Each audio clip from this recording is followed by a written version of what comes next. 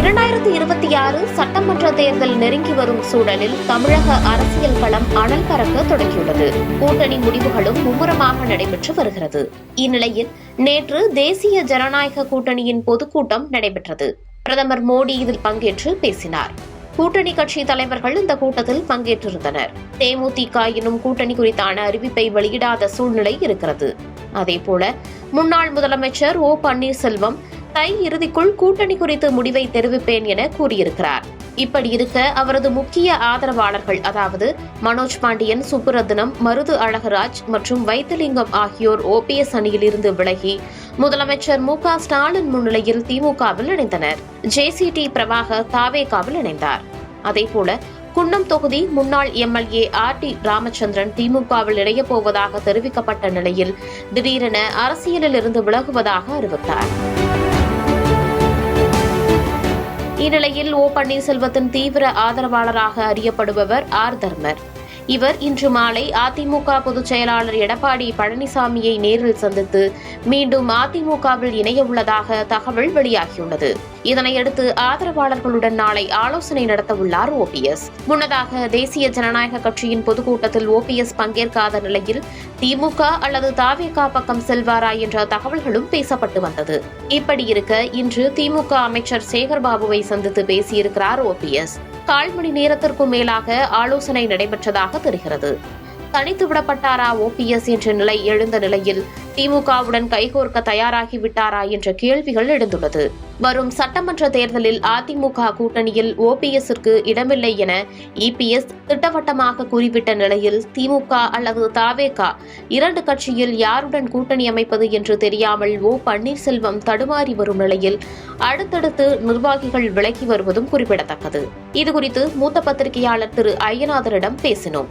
அவர் குறிப்பிட்டதாவது, கூட்டணி குறித்தான முடிவுகளை மற்ற கட்சிகள் எல்லாம் அறிவிச்சு வந்துட்டு இருக்காங்க. ஓபிஎஸ்ஐ பொறுத்த வரைக்கும் இன்னும் எந்த ஒரு முடிவையும் சொல்லாம இருக்காரு. என்ன நிலைப்பாட்டுல ஓபிஎஸ் இருக்காரு அப்படின்னு எடுத்துக்கலாம்? அவரோட இருந்தவங்க எல்லாருமே வந்துட்டு ஒருத்தரா ஒரு முடிவு எடுத்துட்டு அவங்க போயிட்டாங்க. கடைசியில வைத்தியலிங்கம் போனது அவருக்கு ஒரு மிகப்பெரிய ஒரு இழப்பு. அது இப்ப பாத்தீங்கன்னா இன்னைக்கு அத்தால தர்மர் எம்பியும் வந்துட்டு அதிமுக போயிட்டாரு அவரு. அப்ப இவர் முடிவே எடுக்காத எந்த விதமான ஒரு வழியும் காட்டாத ஒரு பட்சத்துல இவரோட இருக்கிறவங்க எப்படி இருப்பாங்க? இவரோட தொடர்ந்து அவங்களுக்கு வந்துட்டு ஒரு முடிவு எடுக்கணும். ஏன்னா தேர்தல் வருது, எந்த பக்கம் நிக்கிறோம், அவங்களுடைய அரசியல் வாழ்க்கை இருக்குது, அவங்களுடைய ஆதரவாளர்கள் இருக்காங்க. இவ்வளத்தையும் வந்துட்டு அவங்க அடிப்படையை வச்சுதான் அவங்க முடிவு எடுக்கணும்.